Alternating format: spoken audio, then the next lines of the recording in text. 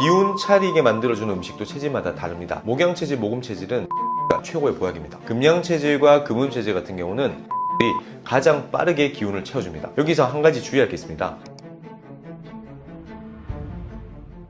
병원 검사로는 정상인데 그리고 잘 먹는데 잘 자는데 만성피로나 통증이 계속되는 분들이 있잖아요. 이거 왜 이런 일이 생기는 건가요? 네, 진료실에서 매일매일 제가 듣는 이야기인데요. 혈액검사라든지 영상검사를 다 했는데 이상이 없습니다. 정상입니다. 라는 결론을 들었다고 해요, 환자분들이. 그런데 늘 피곤하고 여기저기가 쑤시고 아프고, 사실 이게 꾀명도 아니고요, 기분 탓도 아닙니다. 저는 이 출발점을 체질에 맞지 않는 음식에서 찾습니다. 내 몸에 안 맞는 음식을 계속 먹게 되면 몸 안에서는 조용히 연쇄 반응이 일어나거든요.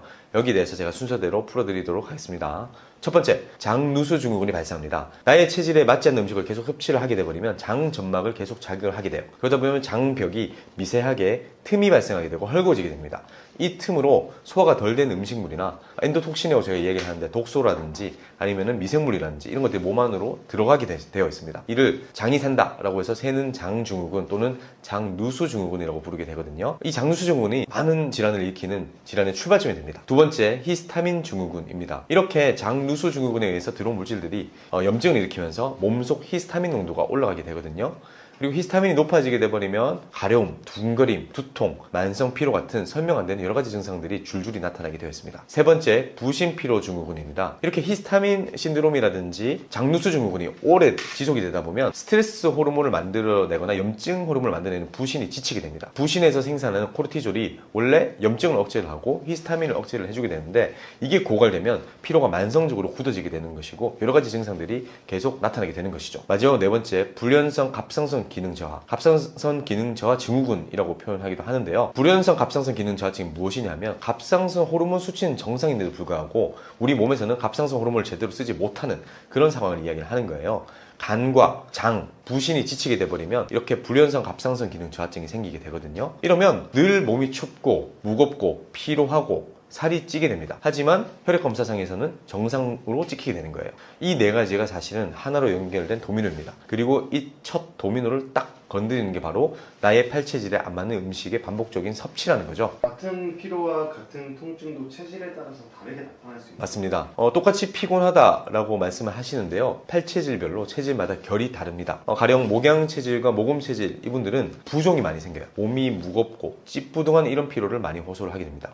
특히 땀을 못 내고 막히는 상황이 됐을 때는 더 늘어지고 처지는 경향이 있습니다. 그리고 금양체질, 금음체질은 신경이 예민해지는 쪽으로 발생하게 됩니다. 그리고 안 맞는 음식을 먹게 돼버리면 소화기부터 탈이 나고요, 피부 트러블, 가려움이 같이 오는 경우가 많습니다. 신경이 예민해지다 보니까 불면, 그리고 불안 증세가 발생하면서 너무 피곤해요 라고 말씀하시는 분들이 많습니다. 토양체질, 토음체질 분들은 열이 위로 이렇게 뜨는 양상이 많습니다. 피곤한데 얼굴이 화끈거려요, 가슴이 답답해요, 예민해서 잠을 설쳐요, 너무 더워요, 여름철에 에어컨을 틀지 않으면 잠이 오지 않습니다. 그래서 피로해요 라는 분들이 많고요. 수양체질, 수음체질 분들 같은 경우는 속이 차고 기운이 가라앉는 이런 방식의 피로가 많습니다. 소화가 되게 느려졌어요. 조금만 먹어도 속이 더부룩해요. 그리고 손발이 차고 입만 약간만 해도 축 처지는 경향, 이런 쪽의 피로를 호소를 하는 경향이 있습니다. 그래서 환자분들이 똑같이 피곤해요 라고 말씀을 하셔도 어떤 양상으로 피곤한지를 살펴보면 체질의 힌트가 보이는 거죠.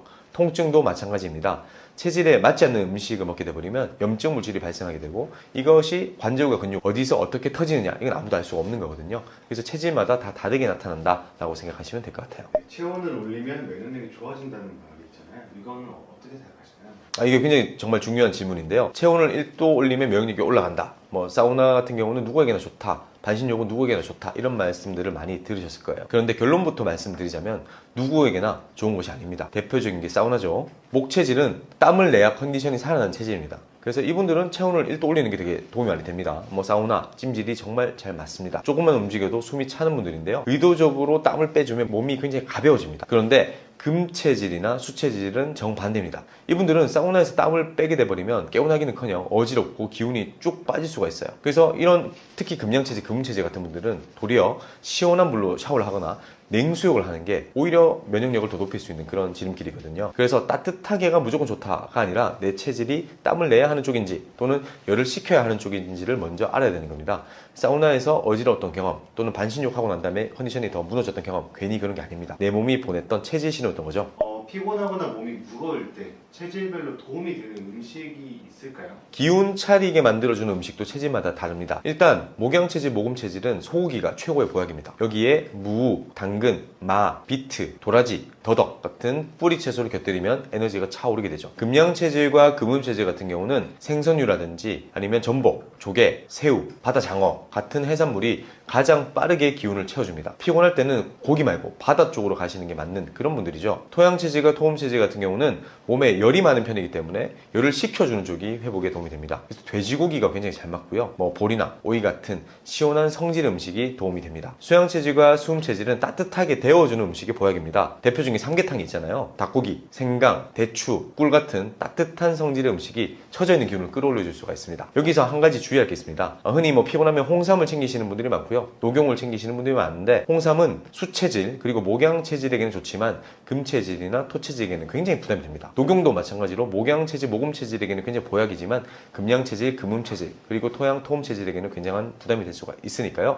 같은 보양식이다 하더라도 나의 체질에 맞아야 진짜 보약이 되는 것이고 내 체질에 해로우면 오히려 안 좋은 반응을 유발할 수가 있습니다. 반대로 피로감이나 통증이 반복될 때 조심해야 되는 음식은 무엇인가요? 사실 이게 더 중요합니다. 아까 제가 말씀드린 도미노, 특히 장누수 증후군에서 시작해서 히스타민 증후군, 부신피로 증후군으로 이어지는 이 만성 피로의 출발점이 사실 나한테 맞지 않는 음식, 즉 나의 체질에 해로운 음식이거든요. 그래서 피로와 통증이 반복된다면 내가 무엇을 더 챙겨 먹을까 보다는 무엇을 빼야 하나를 먼저 생각을 하셔야 됩니다. 목양체질, 모금체질은 잎채소 샐러드가 가장 안 맞습니다. 그리고 바다 생선과 조개류를 조심을 하셔야 돼요. 건강식이라고 전복을 먹게 돼버리면 오히려 몸을 더 무겁게 만들 수가 있다는 거죠. 그리고 금양체질, 금음체질은 모든 육류를 끊으셔야 됩니다. 우유, 밀가루, 그리고 인삼, 홍삼이 굉장한 부담이 됩니다. 녹용도 해로울 수가 있어요. 피곤하다고 고기를 먹는다든지 녹용과 홍삼 먹는다든지 하면 더 처지고 트러블이 올라올 수가 있습니다. 토양체질, 토음체질은 열성 음식이 안 맞습니다. 닭고기, 오리고기가 굉장히 해롭고요. 인삼과 홍삼처럼 열을 더하는 음식은 정말 해롭습니다. 그리고 너무 맵고 자극적인 음식도 줄이셔야 됩니다. 특히 또 양고기가 되게 안 맞거든요. 그래서 양고기 스테이크, 양갈비 스테이크도 피곤할